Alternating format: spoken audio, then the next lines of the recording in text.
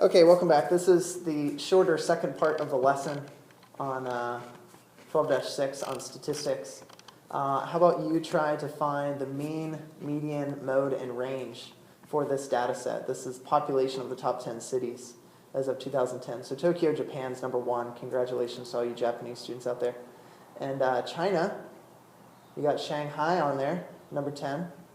No other Chinese place. US, New York City's number 4. So find the mean, median, mode, and range. So pause this video to do that. And here are the answers. The mean is 20.32 million. The mode is 18.9 million. You have 2 cities, so the mode's the most common. There are 2 18.9s. The median, you have to find an average between the middle 2. There are 10 data points. So the middle is between the 5th and the 6th one. So you have to average 19.2 and 18.9. So that's the work I showed you right here. Average those two to find the middle of those two numbers. And then the range is pretty easy. You take your biggest number minus your smallest number, and that gives you 15.8 million. For the next 2 questions, I'll let you see if you could answer these. This question is about test scores, and then the next question is about sweepstakes. So see if you can answer those, and then I'll show you the answer. Here are the answers. If you're comparing statistics for your 4 test scores, the mean is 73.5, the mode is 79, the median is 78.5. So your parents might ask you what's your average in your class.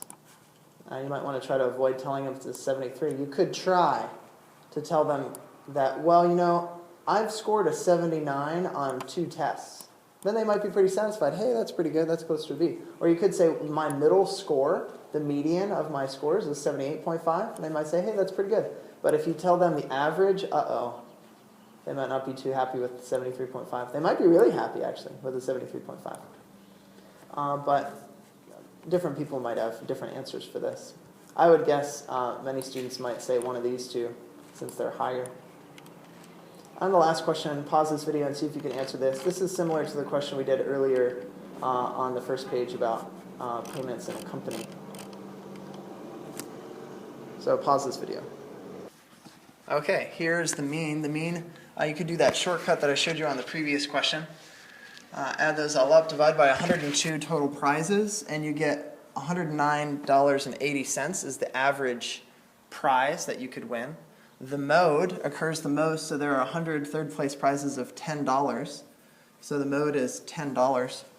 And then the median, you have first place, second place, 100 third places. So you have to find the 51st. If you line them all up, the 51st.